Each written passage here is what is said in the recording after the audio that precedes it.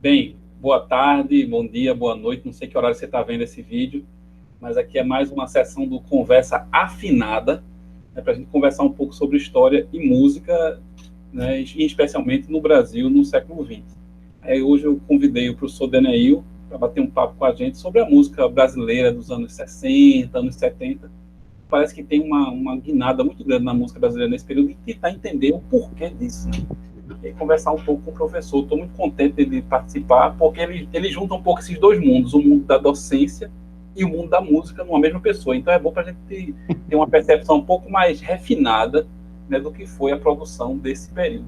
Então, conversar um pouco com o Deneil. De antemão, eu queria saber se a música que é produzida nessa época, ela realmente é uma música representativa.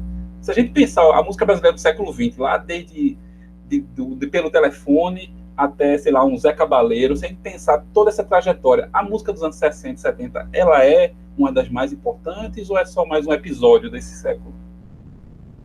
Primeiramente, eu queria agradecer a quem estiver nos assistindo, queria agradecer ao professor Gibson o convite para falar sobre história da música, que para mim é uma das coisas que eu mais gosto na minha vida. Eu sou capaz de sentar numa mesa de bar e conversar sobre o assunto durante horas seguidas, sem tomar uma cerveja e sair de lá completamente bêbado. Mas tudo bem. Só embriagado pela conversa, pelo assunto todo, né? Uhum. Você perguntou se é um dos mais importantes períodos da história. Sim, a gente tem alguns marcos pontuais, né? Na evolução não, na trajetória. Eu não gosto de usar a palavra evolução, porque evolução dá uma ideia de que uma coisa melhorou a outra, uma coisa suplantou. E, na verdade, em cultura, a ideia de evolução ela não é muito adequada, vamos dizer assim, né? Uhum. Você diz, aí as coisas evoluíram, a gente está vendo no momento atual que as coisas nem sempre evoluem, né? Às vezes o tempo vai para frente e a gente está caminhando para trás. Mas o que eu estou querendo dizer é o seguinte: a gente tem alguns marcos, né? Primeiro de tudo é o seguinte: o século XX ele é o século em que a música popular vai se estabelecer no mundo.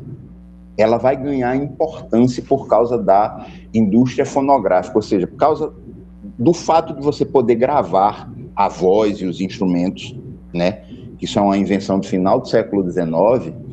Isso vai mudar tudo e você vai ter uma indústria de música, né? Você tem as gravadoras que apareceram no começo do século XX e que dominaram a cena até os anos 2000, mais ou menos. 2000, 2005, quando elas dão os últimos suspiros, vamos dizer assim, no formato em que elas tinham, certo?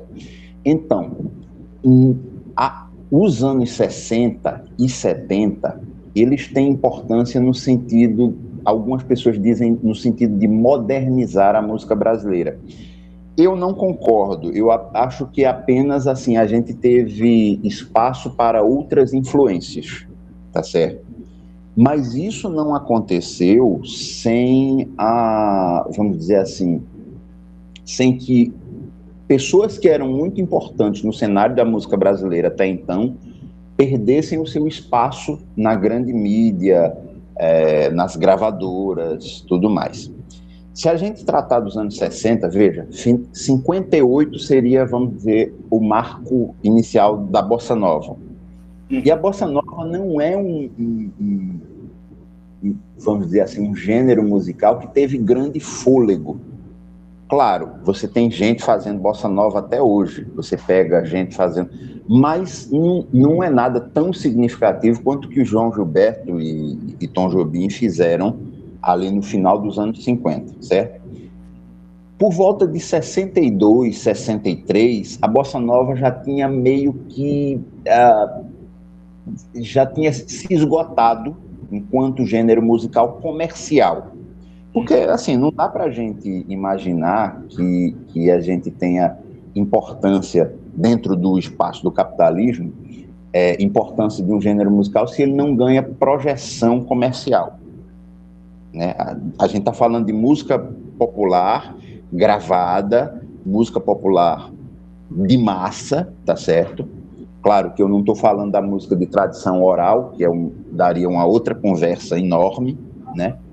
Mas a gente tem aí, a bossa nova, ela perde o fôlego por volta de 62, 63, mais ou Mas menos. se você me permite não só não discordar, mas destoar, a bossa nova tem uma coisa interessante, porque mesmo ela perdendo a força intramuros, ela perdendo a força dentro do Brasil como um gênero assim consolidado, parece que ele não dava mais respostas à necessidade daquele tempo, a bossa nova continuou reverberando fora. Porque nos anos 60, 70, 80, 2000, você continua tendo festivais de jazz no mundo inteiro com o pessoal da bossa, Marcos Valle, tocando por aí. Né? Então, parece que a bossa continua em alta fora, mas tem excessiva baixa dentro do país. Isso. Uma coisa estranha, mas é interessante esse aspecto, né? Porque se você for ver as coisas, especialmente antigamente, hoje em dia com a internet nem tanto, mas antigamente as coisas demoravam a se espalhar pelo mundo. Se você considerar que nos anos 50 você já tem Elvis Presley fazendo rock, o rock no Brasil vem chegar com a Jovem Guarda. Né? O rock se estabelecer com a Jovem Guarda. Então, um marco importante dos anos 60 é a Jovem Guarda, tá certo? Que aí por volta de 65, mais ou menos, é quando você começa a ter os programas de televisão que falavam que eram propriamente da Jovem Guarda, relativos aos cantores, e é o primeiro momento, isso é muito importante, é o primeiro momento que você tem música feita para a juventude. O mercado consumidor de música até então, e da bossa nova não foi diferente, ele era voltado para pessoas adultas acima de 30 anos de idade. Entendeu? A adolescência, ela absolutamente não era contemplada pelo mercado fonográfico. E o mercado percebeu que havia um nicho aí importante, né? E era uma nova frente de mercado que eles poderiam abrir. O que é que fizeram? A gente importou de uma maneira tanto quanto estranha o que estava acontecendo fora do Brasil. Né? Se você pegar a Jovem Guarda no começo, os caras faziam simplesmente a tradução das letras para o português das músicas estrangeiras, né? E só que os próprios artistas da Jovem Guarda, e o próprio Roberto Carlos fala sobre isso, tem algumas entrevistas que ele fala sobre isso, eles perceberam que se eles ficassem fazendo somente versões de músicas estrangeiras, o fôlego da Jovem Guarda seria muito pequeno, entende? E o que é que acontece? Eles começaram a compor músicas dentro do estilo parecido com o estilo do que os Beatles faziam, os Beatles na fase mais e tal, o que os Beatles faziam, do que se fazia do rock, né? E um pouco pegando ainda dos ecos de Elvis Presley também. E aí você tem, nesses anos 60, a Jovem Guarda ganha força quando ela começa a não ser somente tradução estrangeira, somente versões de música estrangeira. Por que eu estou falando da Jovem Guarda? Porque ela está situada nos anos 60 e porque ela vai ser uma das coisas que a Tropicália uma das coisas das quais a Tropicália vai se alimentar, né? A gente tem... Denis, vou perguntar sobre essa fase, porque me parece que tem dois tipos de pessoas que lidam com música que ganham destaque nessa fase.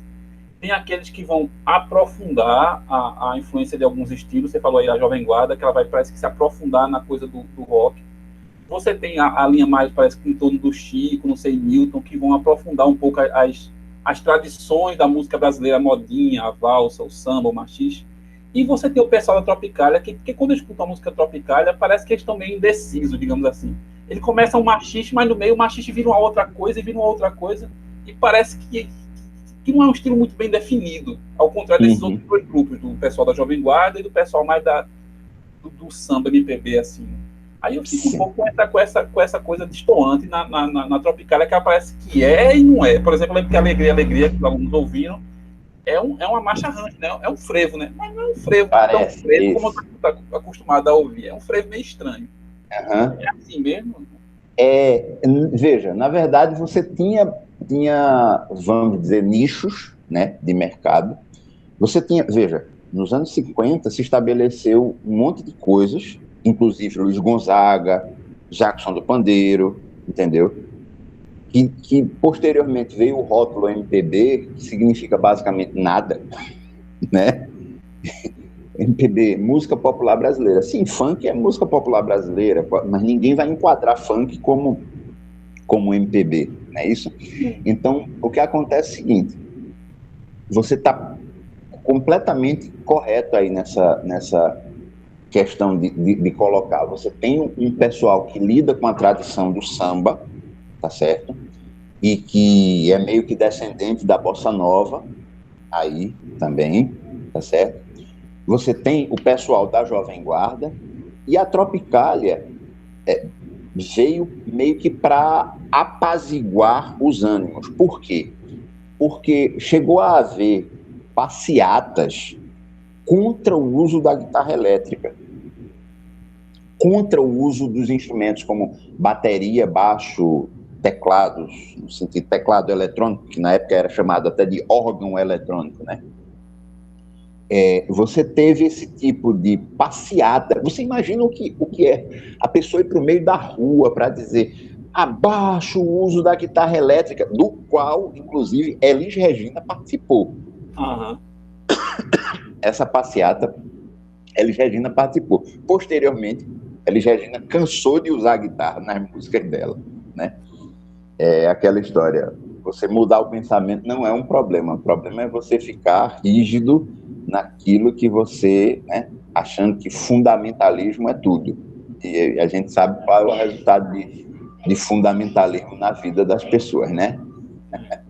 Inclusive, parece, sempre se comenta que a Elis ela vai ter uma importância muito grande, porque ela que vai lançar muitos nomes da música brasileira lá pelo finalzinho dos anos 70, né?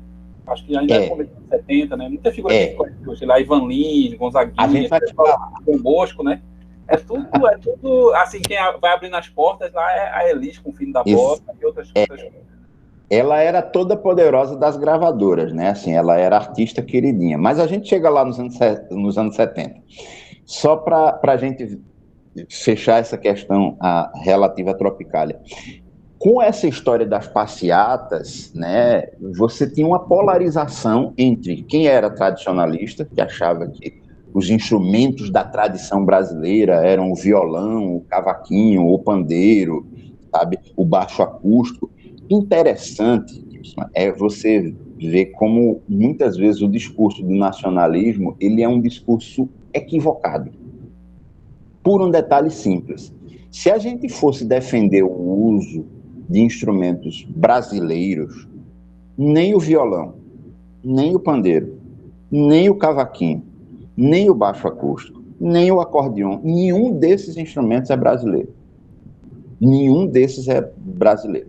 Todos são influências árabes, influências europeias, influências de várias partes do mundo, porque todos os povos do mundo são povos que, na verdade, descendem de uma confluência de raças, tradições, culturas, etc, etc, etc.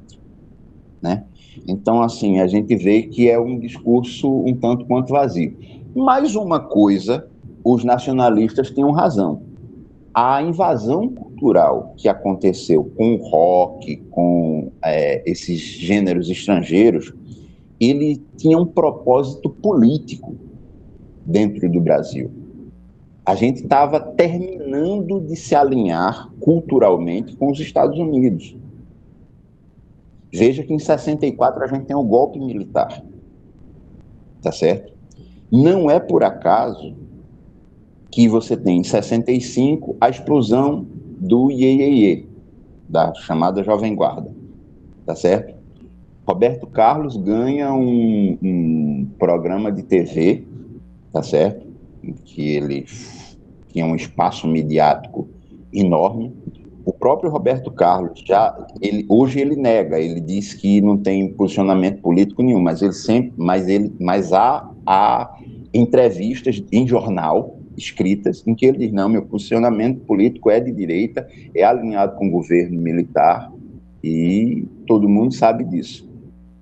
A ditadura militar fazia o 1º de maio no Maracanã, portões abertos com show de Roberto Carlos. Veja se eles faziam com o show de Caetano Veloso, com Gilberto, com Chico Buarque. Não. Geraldo André. Nada, de jeito nenhum. Vandré estava preso, né, nessa época, apanhando, sofrendo torturas, tanto que enlouqueceu. Então, veja lá, a gente tem um alinhamento cultural quando a gente começa a absorver o rock. Veja, o rock, tá certo? E a cultura de massa, vamos dizer assim, da Inglaterra e dos Estados Unidos, vai chegando aqui para a gente como se fosse uma influência natural. Se fosse natural a influência, os primeiros que tinham que influenciar a gente seriam os paraguaios, os argentinos, os peruanos, os bolivianos, os equatorianos, a América do Sul, que está aqui perto. Mas o Brasil meio que se vê como não sendo América Latina. E essa visão da cultura americanizada aqui no Brasil contribuiu muito para que a gente se deslatinizasse aqui internamente, porque quando a gente está nos Estados Unidos, eles consideram o brasileiro como um latino qualquer. Mas deixa eu acrescentar mais uma dissonância aí nesse teu argumento, que tem uma coisa interessante. Apesar de eu entender e concordar plenamente que o rock ele vai marcar muito a produção artística brasileira dos anos 60, especialmente pela Jovem Guarda, e depois pela Tropicália também, tem um detalhe aí, porque o rock da Jovem Guarda não é o mesmo rock da Tropicália. Porque mesmo a Jovem Guarda dizendo literalmente que eles têm uma influência dos Beatles, e é verdade, a Tropicália tem uma influência dos Beatles, também é verdade, mas os Beatles da Jovem Guarda é aqueles Beatles que eles estão bem arrumadinhos, mesmo corte de cabelo, o Beatles, digamos, da primeira fase, né, daquela música de amor, sem nenhuma conotação política, a versão dos Beatles. Lá para frente, que se vestem como indianos, que misturam instrumentos diferentes na sua música, que faz uma coisa bem mais alternativa e com muito protesto, esses Beatles chegam na Jovem Guarda. Né? Como também não chega na Jovem Guarda, por exemplo, o Bob Dylan. O Elvis Presley chega na Jovem Guarda, o Bob Dylan de jeito nenhum. E todos os dois são rock. Né? Concordo. Acho que o efeito do rock na Jovem Guarda foi um, e o efeito do rock na Tropicália foi outro. Porque as mentes assim, tem um autor da etnomusicologia, que é Alan Merriam, que ele diz que música é som, conceito e comportamento. Ela não é somente o som. Certo? E aí o que é que acontece? Qual é o conceito da Tropicália? É que todos os gêneros musicais do mundo, qualquer um, é válido.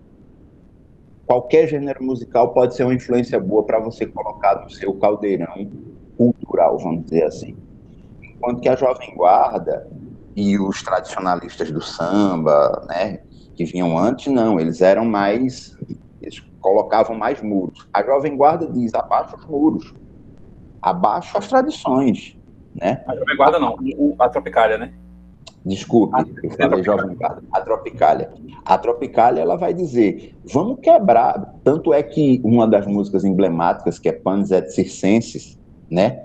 Ele fala das pessoas da sala de jantar, porque nessa época era muito comum nas famílias de classe média, né, ou de classe alta, de que as coisas acontecessem familiarmente em torno do momento do jantar, entendeu? Em que você se comportava como um bom filho, ou não, ou que você seria repreendido, que o pai, que era aquela figura absolutamente ausente presente, né? Ele sai para trabalhar, mas volta para casa à noite, né? Se colocava ali como uma entidade quase que punitiva, caso os filhos fizessem alguma coisa. O papel da mulher, vamos dizer assim, é secundarizado, quando na verdade é de extrema importância, né? De enorme importância. E ainda não tinha havido os primeiros passos dos movimentos feministas, né? Então a Tropicália vem criticando essa tradição aí de que eu falo e você me escuta, porque eu sou seu pai, porque eu sou sua mãe, porque eu sou mais velho, entendeu? Eles vêm criticando isso. Claro que isso causou um incômodo terrível. Os militares se assustaram, né, com isso. Porque, ao mesmo tempo que eles tinham uma coisa que parecia ingênua, inconsciente, vinda de um rock mais romântico, vamos dizer assim, eles estavam muito atentos politicamente, entendeu? Eles estavam muito atentos ao que estava acontecendo e eles começaram a se posicionar. Alguns com posições meio dúbias, por exemplo, Caetano é um cara que sempre se esquivou de tomar um posicionamento político mais definido, né? Mas, de qualquer forma, os militares sabiam quais eram as intenções e as perseguições aconteceram. A prisão de Caetano e Gil, que muita gente diz assim, né? Claro que tem que quando você é encarcerado, quando você é preso, você está isso vai marcar a sua vida para sempre, né? Quando você é preso injustamente, muito mais ainda. Mas, assim, se você considerar a época 68, 69, AI-5, meu querido, Caetano e Gil não sofreram quase nada. Por um detalhe, eles foram presos, foram interrogados e foi dado a eles o direito de fazer um show para arrecadar fundos para que eles fossem para o exílio. Eles tiveram, vamos dizer assim, um privilégio de poder fazer isso, porque com outras pessoas a ditadura não teve a mesma complacência, não, meu querido. Muita gente morreu, muita gente foi assassinada, desapareceu, literalmente desapareceu, entendeu? E assim, outras foram mutiladas, outras chegaram a enlouquecer, porque a tortura é uma coisa que, em algum momento, a maneira de você sobreviver é você escapar, enlouquecer completamente, é talvez a melhor solução. E aí você tem a Tropicália, ela foi sufocada pela ditadura militar, tanto é que em 1970 você tem influências da Tropicália, mas você começa a ver que essas são influências mais indiretas, vamos dizer assim. Por quê? Porque assumir-se tropicalista e ter as posturas de antropofagia, de dizer que todas as vertentes culturais são válidas e de criticar o status quo, né? E criticar os posicionamentos até da sociedade como um todo, isso foi absolutamente sufocado depois do AI-5, né? Em 1970 você tem Médici assumindo o poder e a truculência tomou conta da ação, vamos dizer assim, da ação policial nas capitais e no interior do Brasil. É uma coisa interessante, realmente, essa questão que parece que a Tropicália, ela nasce e é assassinada ainda criança, né? Há uma espécie de homicídio, né, em relação à Tropicália. E, realmente, o Caetano e o Gil continuam trabalhando muito, mas do exílio, né, já num outro clima.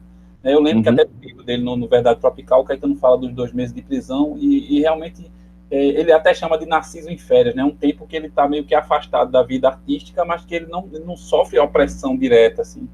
Não existe uma tortura efetiva, da qual a gente está acostumado a ver, como tem um livro chamado Brasil Nunca Mais, que relata, né, formas de tortura que são terríveis. E aí a gente tem um caso emblemático do período, que é o Geraldo Vandré, que é o outro reverso dessa história, que é alguém realmente que sofreu torturas, né, terríveis no período. Isso marcou muito a vida dele, tanto que ele parou de produzir, como ele produzia antes.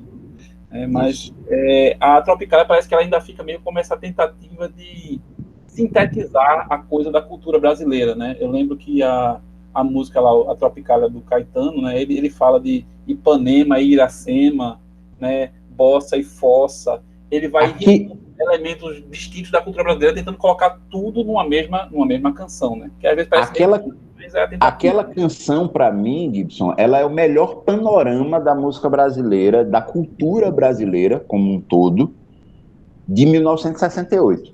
Eu acho que ela é de 1967, se eu não me engano, eles gravaram, mas tem aquele delayzinho, né, aquele atraso para poder lançar no mercado. Acho que foi lançado propriamente, de forma propriamente dita, em 68. E é o melhor panorama, assim, que nenhum outro artista conseguiu sintetizar tão bem, entendeu? E aí o que é que acontece? Você tem que ver que nessa época também, você tem que ver, não você, professor Gibson, né? Nós temos que pensar que essa época, de 65, 66 por diante, foi a época até 72, 73, vamos dizer assim, foi a época dos festivais.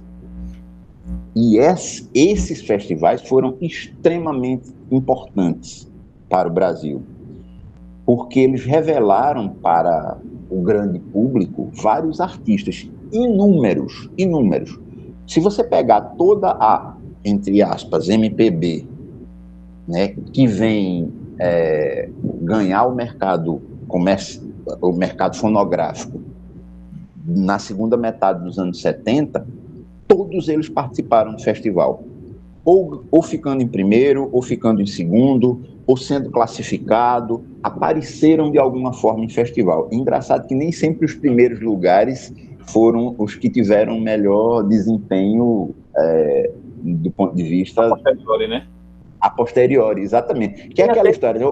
O primeiro de turma nem sempre é o melhor aluno, né?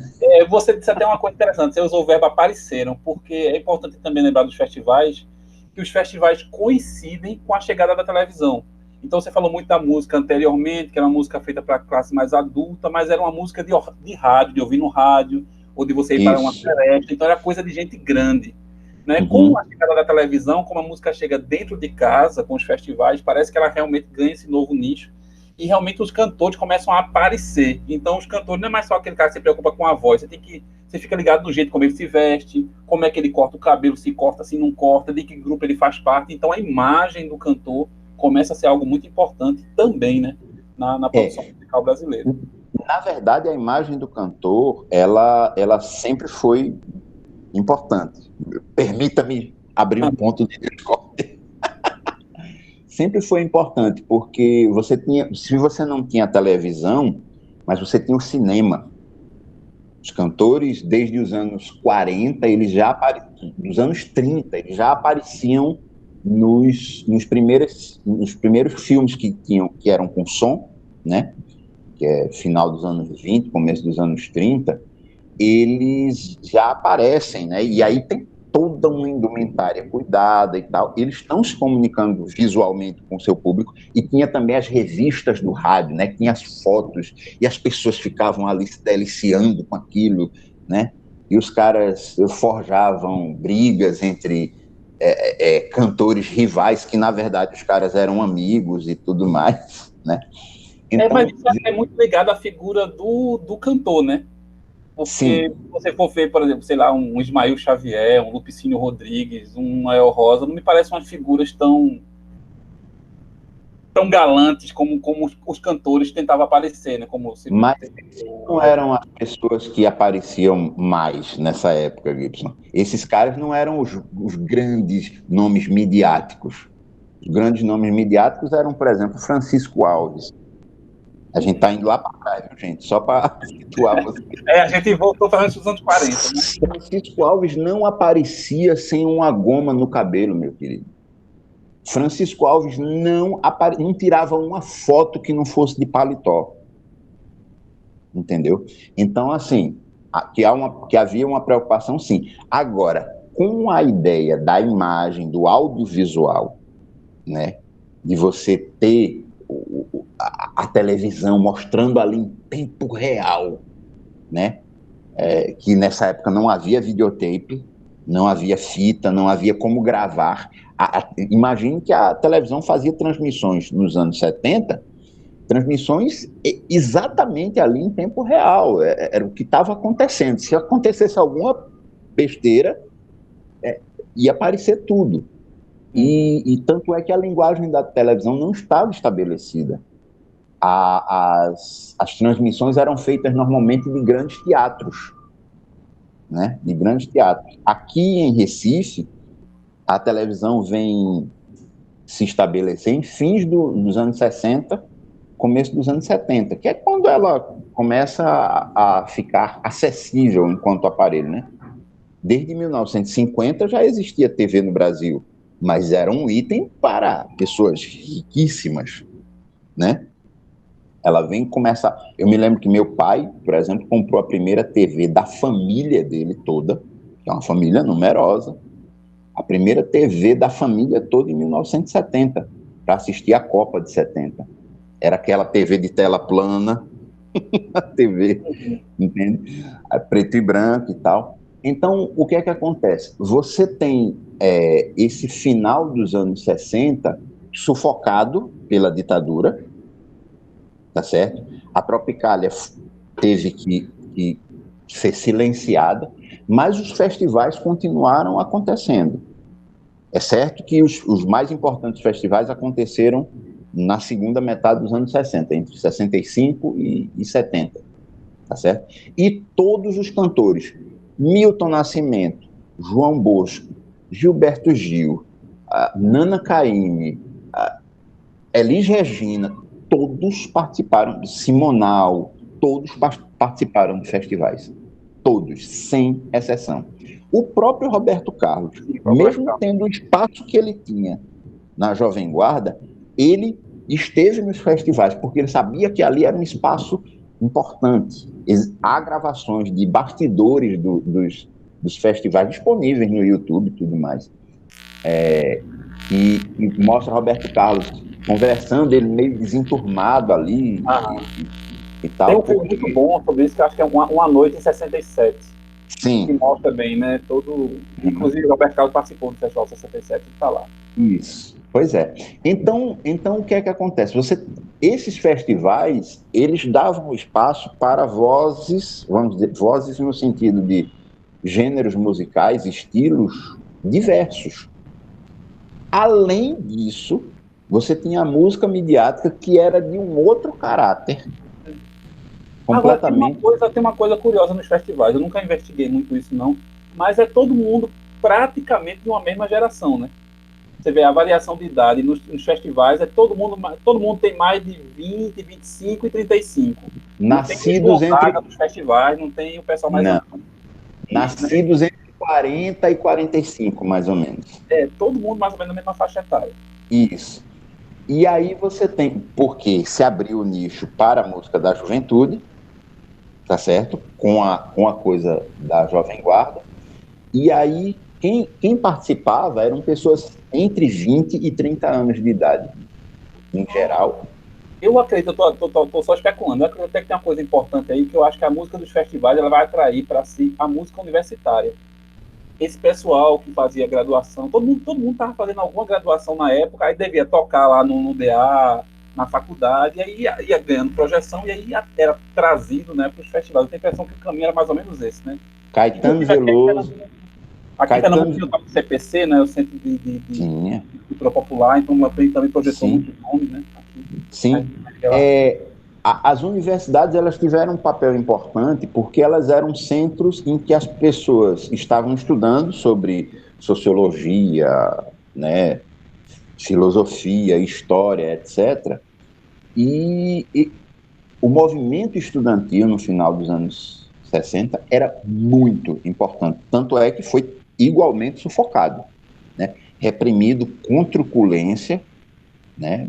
Muitos estudantes foram mortos mesmo, não tem outro termo não, foram assassinados mesmo, né? E as universidades, elas eram centros de resistência contra essa coisa absurda que era a ditadura militar tentando sufocar qualquer um que quisesse pensar. A gente está meio que vivendo uma época sem uma ditadura militar, mas que as pessoas querem sufocar os pensamentos discordantes, né?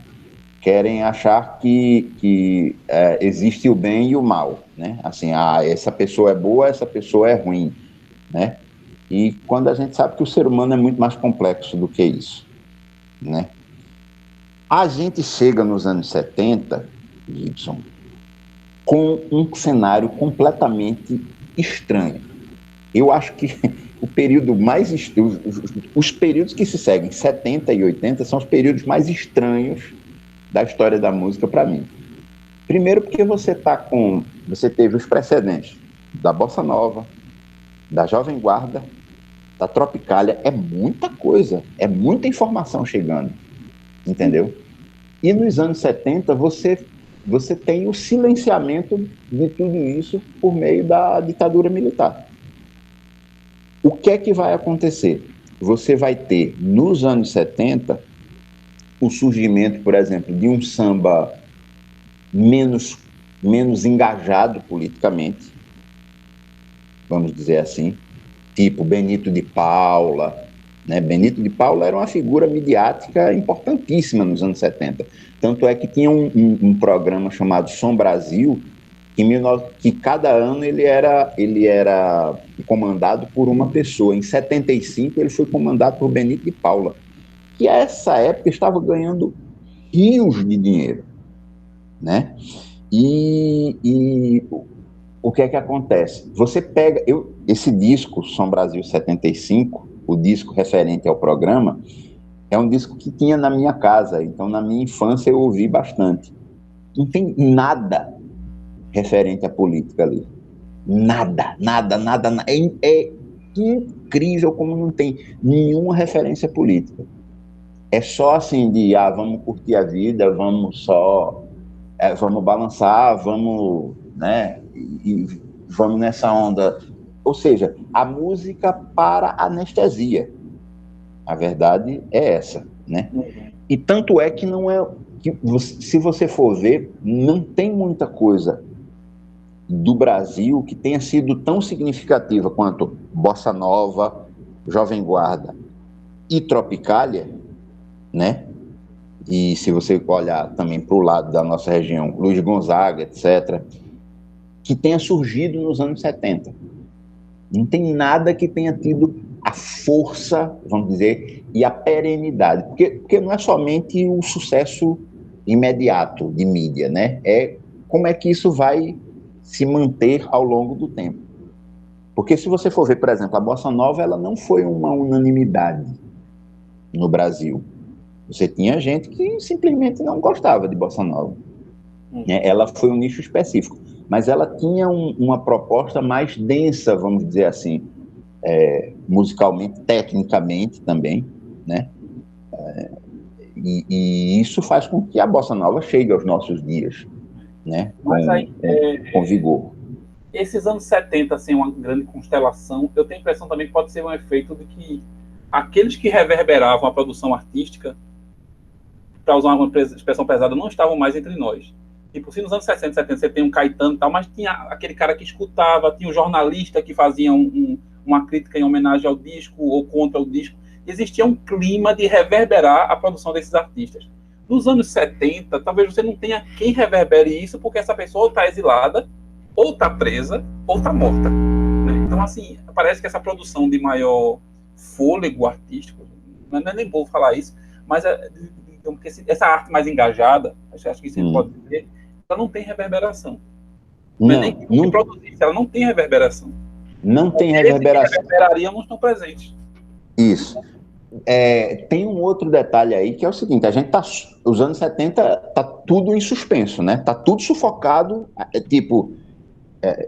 quem viveu os anos 70, eu nasci em 76, mas eu não vivi os anos 70, né? Assim, mas o pessoal que viveu diz assim que era muito difícil, porque você podia estar num lugar, fosse igreja, fosse na escola, fosse na faculdade, e você sabia que tinha um agente do governo infiltrado ali, pronto para lhe denunciar. Porque de vez em quando um sumia. Fulano falou mal do governo, né? Foi. Aí tempos depois, sei lá, semana seguinte, a pessoa sumia do mapa e não foi abduzida, né? Aham. Então, o que acontece é que há um silenciamento e aí você tem um adensamento, vamos dizer assim, um reforço muito grande do ponto de vista da mídia, e aí a gente pode falar Rede Globo, Rede Bandeirantes, né? A TV Tupi estava morrendo nessa época. Então, você tem um adensamento da cultura mais rasa, mais volátil, menos que você não tivesse que pensar tanto, entendeu?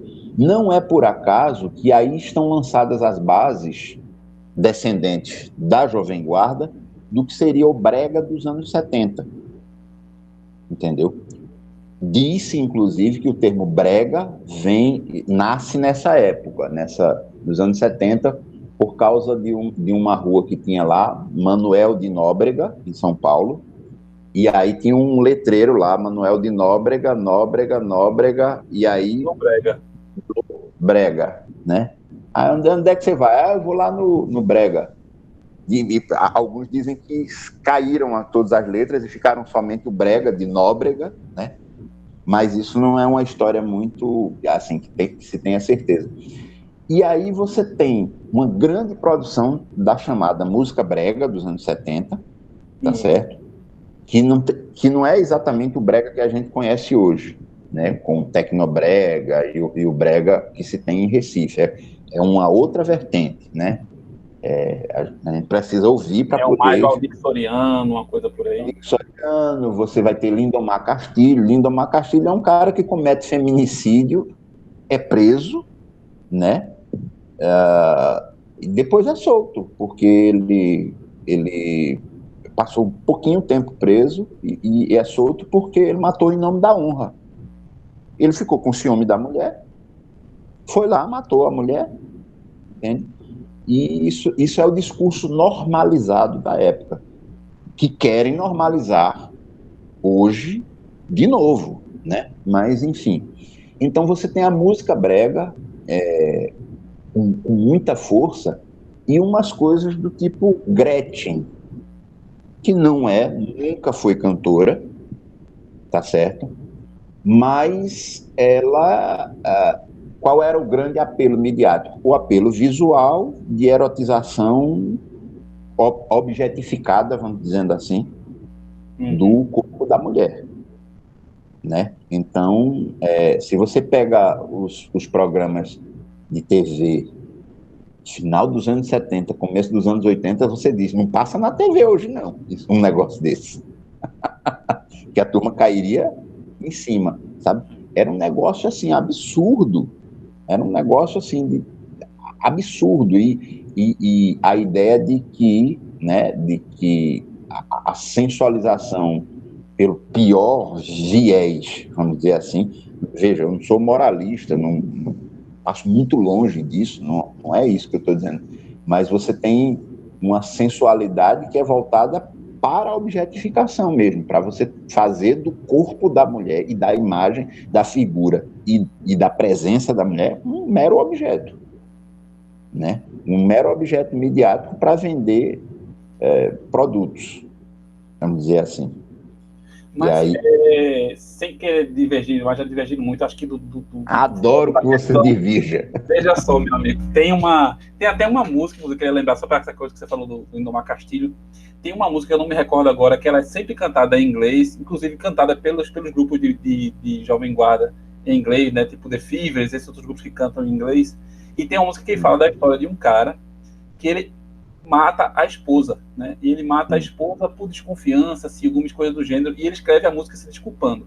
É uma música misógina terrível, e todo mundo cantaram muito ela até hoje, sem conseguir entender nenhuma das frases, porque a maioria das pessoas no Brasil não tem um bom conhecimento de língua inglesa, né? Mas realmente eu converso com meus tios, que eles estão cantando, e que você sabe do que é que tá falando dessa música, eles ficam surpresos, e as esposas ficam horrorizadas, que não imaginavam que cantavam isso a vida inteira, né? Não tem isso. Mas tem uma outra coisa que eu queria te perguntar, que é o seguinte: essa produção musical dos anos 60 e 70, por uma questão de educação do ouvido, Tem uns tipos de música, como a de Caetano e Gil, que parece que não se entregam muito fácil. Até o Chico, eu tenho às vezes dificuldade de gostar ou não gostar, porque eu só consigo gostar ou não gostar de uma coisa que eu consiga não necessariamente entender, mas pelo menos que meu cérebro consiga processar aquilo que está se produzindo. Eu lembro quando eu era adolescente, eu escutei a primeira vez Alegria, Alegria, eu não entendia nada, eu disse, que música estranha. Eu imaginava que tinha muita coisa ali dentro, eu não conseguia enxergar nada, e eu olhava a letra, eu também não ajudava em coisa nenhuma, continuava muito estranha para mim. E isso me fez ter vontade de investigar, pesquisar, e aí me interessar, né, pela produção musical desse período. Mas, em geral, eu acho que é difícil dar esse segundo passo. E queria que você falasse um pouco como músico, né, como pessoa dessa área. É importante tentar dar esse segundo passo, de tentar não categorizar alguma música como boa ou ruim, ou um gênero que eu gosto ou não gosto, antes de tentar navegar um pouco mais nele. Né, que eu sei que tem muitos gêneros atuais que sofrem muito preconceito por isso, né? Sim. E depois é que vão ganhar algum espaço. Sim. Tem a questão do gosto musical, é uma questão muito interessante, né? Eu confesso que por muito tempo eu defendi a ideia de uma música de qualidade, entendeu? Música de qualidade, música sem qualidade.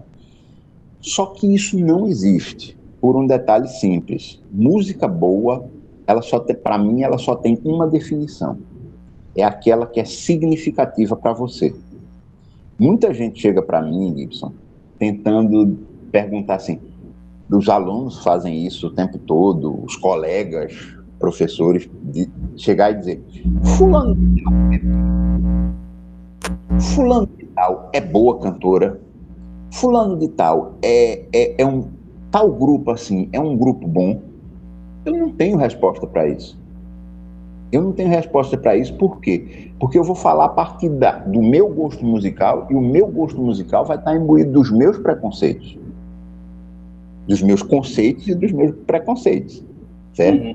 Então, a única definição que eu tenho para música boa é aquela que é significativa para você. Pode ser o gênero que for. Se ela tiver significado para você, ela vai ser música boa para você. Se aquela música não significa nada, ou você tem algum tipo de rejeição por algum motivo, entendeu? Essa música passa a não ser boa. Eu vou dar um exemplo aqui de um conhecido meu, que é músico, instrumentista, e que ele não suporta ouvir a Ave Maria de Schubert. Aquela Ave Maria tradicional que as rádios colocam, Ave Maria, né? Ele não suporta ouvir a Ave Maria de Schubert, por um detalhe simples. Quando ele era criança, ele estudava no Colégio Salesiano, em Recife. O Colégio Salesiano tem umas paredes altíssimas, enormes. Né? Ele disse que nessa época a iluminação era bem fraca, e esse horário das 6 horas, ele largava às 5h30, 6 horas significava que os pais dele não tinham ido buscar ele ainda na escola. Então, para ele via aquela escuridão naqueles corredores de um colégio enorme, colégio feito acho que no começo do século XX, ou talvez até século XIX, não sei qual é o ano de construção, e ele ficava num desespero pela chegada dos pais, achando que ia ser esquecido ali, né? Quando ele associou a Ave Maria de Schubert a isso aí. Tem pessoas que se debulham em lágrimas, emocionadas, quando ouvem a Ave Maria. Qual foi a experiência dele? A pior possível. Ele disse que se ele estiver num casamento como padrinho e tocar a Ave Maria de Schubert, ele sai da igreja. Ele sai, espera terminar de tocar e volta. Porque ele não suporta a audição dessa música. Então, tudo é uma experiência pessoal. O gosto musical ele é uma experiência pessoal. Eu não posso construir o gosto musical, eu posso no máximo mostrar. Existe isso, existe isso, existe isso. Do que é que o aluno vai gostar, isso é uma decisão dele. Até porque eu não posso achar que os meus alunos são débeis mentais, né? Que eu vou chegar e vou dizer, isso é que é bom, aí eles todos vão seguir, né? A gente tem isso muito forte hoje, essa ideia de que, como se o professor fosse aquele sujeito que dissesse para os alunos, cortem os pulsos, aí todo mundo corta os pulsos, né? Não é exatamente isso que eu estou querendo Todo dizer, mundo vai ter uma história, quando terminar o segundo grau, vai se filiar ao Partido Comunista. O que acontece é que no médio ninguém se filia ao Partido Comunista, né? Mas engraçado é que eu não consigo fazer o aluno sentar para ouvir o que eu estou falando, né? Eu não consigo. Ô, menino, presta atenção. Eu não consigo fazer com que todos prestem atenção. Como é que eu vou fazer com que todos tenham determinada atitude ou determinado comportamento sexual ou determinado com... porque a ideologia de gênero... tomar banho, sabe? Assim, me desculpe. Deixa eu fazer uma última pergunta, Deneil, só para caso em função da gravação. Porque você quer, mas vamos lá. A gravação, acho que tem que ter algum para os meus alunos acompanharem bem. No final dos anos 70, no Brasil, começa a surgir também alguns grupos interessantes. Eu acho que você falou muito da ditadura, e aí em 79 também é o ano da anistia. Né? Então talvez a anistia vai um pouco abrir mais a porteira para que outros grupos ganhem força. E aí tem uns artistas que hoje os alunos inclusive escutam, né, que eu acho que eles têm também ainda uma marca tropicalismo, uma figura tipo aqui como o Alceu, o Zé Ramalho, os Novos Baianos, né, o Moraes Moreira, recentemente, infelizmente, falecido. Né, mas surge também alguns nomes, eu acho que ainda marcados por essa influência do tropicalismo, ou estou exagerando um pouco? Não só do tropicalismo. Alceu Valença, nos anos 60, aqui em Recife, ele era roqueiro. Tá? O pessoal que é mais antigo no meio musical diz, não, Alceu Valença, Dom Troncho e tal, essa geração, sei lá, mais alternativa e tal, era todo mundo do rock. Era todo mundo do rock. Sim, era todo mundo rock and roll, assim, sabe? Final dos anos 60 e tal. Porque era o que estava, vamos dizer assim, em moda, né? A vontade de ser americano, né? Na verdade. E o pessoal cantava em inglês e tal, não sei o quê. Quando eles percebem artistas, né, perceptivos, eu não gosto do termo sensível, porque sensível parece que é uma coisa assim, frágil, não sei o quê, eu prefiro o termo perceptivo, né? Muito perceptivo que são, eles começaram a ver que você só pode ser você mesmo. Né? Eu só posso...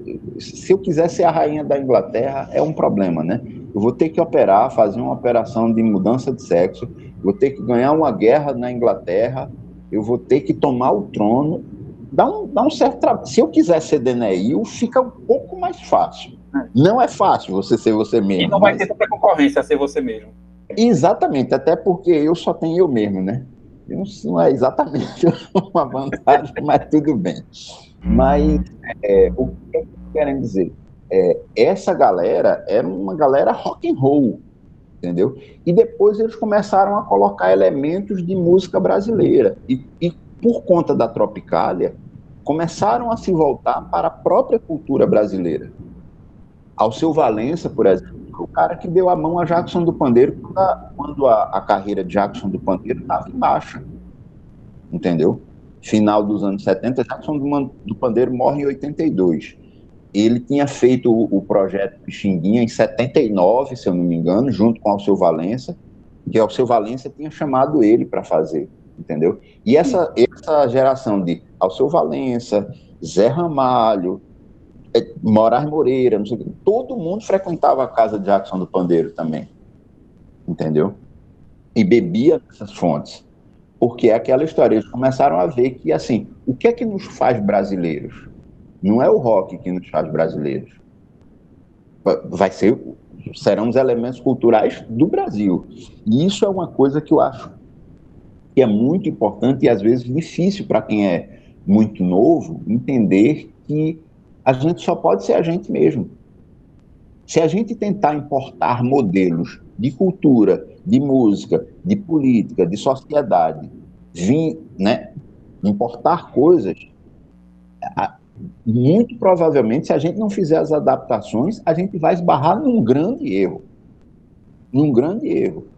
Porque você vai acabar fazendo uma coisa, isso deu certo na França, isso deu certo na Alemanha, isso deu certo na Suíça. Aqui não é a Suíça, aqui não é a Alemanha, aqui a gente vive em outro momento histórico, a gente vive em outro lugar, são muitos fatores. Então a gente tem que buscar o próprio caminho. Agora, uma coisa que eu acho muito importante que a juventude tem, entendeu? É que ao contrário do que as pessoas dizem, porque os jovens, eles não sabem, porque os jovens, eles encontram as soluções, eles acabam encontrando os próprios caminhos, entendeu? E vão se tornar maduros na procura desses caminhos, entende? Então, todos esses artistas, Zé Ramalho, Alceu Valença, Geraldo Azevedo, né? Todos esses tiveram essa influência rock and roll, mas tiveram uma influência muito forte também de Luiz Gonzaga, de Jackson do Pandeiro, né? E a Tropicália veio para meio que para dizer, olha, pode, porque assim, há algumas pessoas, Gibson, que são assim, sectaristas. Eu sou do rock, o rock é a única verdade, e eu não gosto de nada mais que não tenha a ver com rock. Eu sou do samba, o samba é minha única verdade, e eu não gosto de nada que seja fora do samba. Nada me impede de gostar do samba, de gostar do rock, de gostar de música, sei lá, música soul americana, de gostar da música de Bali, de gostar de música japonesa, por causa dos mangás, por causa de, né? Nada impede você não tem um mundo musical só. Até porque normalmente, se você pegar a sua estrutura familiar, você tem pessoas que gostam de coisas diversas. Mesmo que você não tenha um pai, uma mãe, não sei o que, você tem um tio, um primo, não sei quem, você vai ter pessoas diversas que vão trazer informações diversas. E que você vai gostar de um, vai gostar de outro, vai gostar de outro, certo? Mas a gente tem o que eu costumo dizer, inventa-se o pecado cultural, né? É pecado gostar de não sei de quê. É pecado, não tem pecado, entendeu? Não tem pecado em você ser do samba tradicionalíssimo e gostar de Guns N' Roses. Não vejo problema, sabe? Eu assisto Rock in Rio e vou para uma roda de choro. Não vejo nenhum impedimento, né? A não ser que a gente tivesse num regime extremamente totalitário e repressivo, né? Não há nenhum dispositivo legal na Constituição que impeça você de gostar de várias coisas ao mesmo tempo. E acho que a Tropicália vem muito para... Eu acho que o grande benefício, vamos dizer assim, que a Tropicália trouxe para a cultura brasileira é mostrar que várias coisas são possíveis e as vozes distintas, os gêneros distintos, eles podem coexistir e no céu tem lugar para todas as estrelas. Eu queria aproveitar essa última fala, inclusive, do Deneil na gravação, para dizer assim, da satisfação, porque é bom que você encerra. A gente sempre fala muito que é que os jovens têm que ser. A gente sempre tem resposta para tudo, menos para as nossas perguntas, né? Mas aí os jovens vão ser dizendo que não, os jovens que façam suas escolhas, que tenham a sua autonomia e que conseguem empreender a coragem de fazer o novo necessário. Isso realmente é muito bom. E sem mais delongas, eu queria muito agradecer esse bate-papo, dizer que ele vai ser muito útil nas nossas aulas daqui para frente. Daniel, muito obrigado. Se quiser mais dizer alguma coisa para a gente encerrar aqui a gravação. Não, eu só queria agradecer o espaço e precisando de outras vezes, em outras temáticas, estamos aqui para conversar. Isso é um dos esportes que eu mais gosto de praticar na minha vida, tá certo?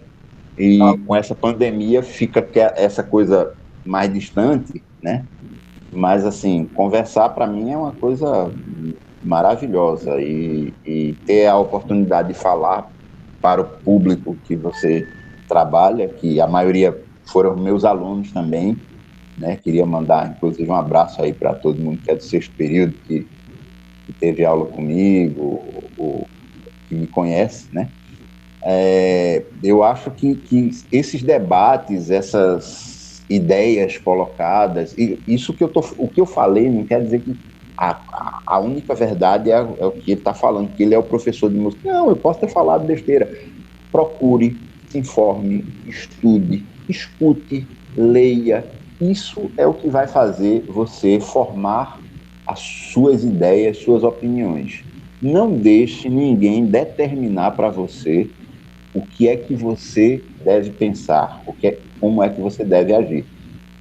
É isso que eu sempre digo. A juventude tem a possibilidade de escolher os seus caminhos.